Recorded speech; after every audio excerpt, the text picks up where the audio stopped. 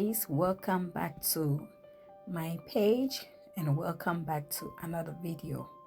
I want to say thank you all to my new subscribers for subscribing on my channel. The love that you guys showed on my last video was amazing.